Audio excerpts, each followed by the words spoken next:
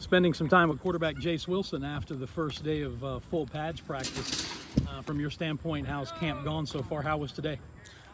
Today was really good. Camp overall is really just a big transition from the summer. All summer we've been working on the offense, and going in here we want to go full speed into it. And so installs have been going good. The receiver core is looking really good, and everyone's coming together. Offensive line, everything. And today everybody was flying around. You know, pads. Everyone. I know defense was excited to hit, and so that's a good feeling. Just hear that popping. We're getting closer. Long before you were born, there was a news program or something where the tagline was "Now it can be told."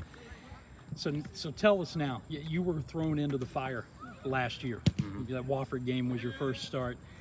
Looking back on it with the perspective you have now, were you overwhelmed at all? Where were you then as opposed to where you think you are now as far as your preparation, your maturity? Definitely. Last year before the bye week, they told me I was going to probably be the starter going into Wofford week.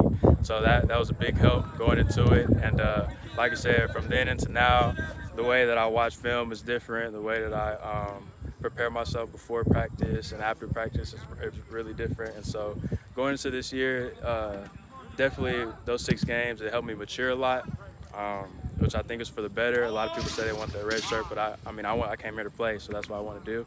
And definitely going into this year, me and Coach Roper, I definitely have a better sense of understanding of everything.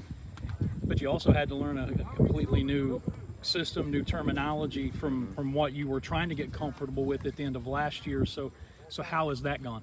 Yeah, definitely. Those last 2 games last year, we felt like we had some momentum going into next season.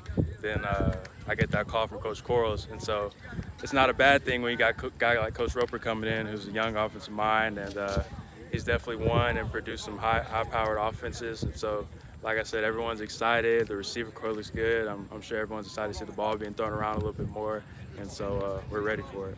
Coach talked to you guys after the end of practice today. One of the things he said was being great is not easy. What's your take on that? Yeah, last night Coach Wilcox gave us a speech, and that was one of the things he was harping on a lot. Coming out here every day, I mean, some guys are tired, some guys, it's hot out here.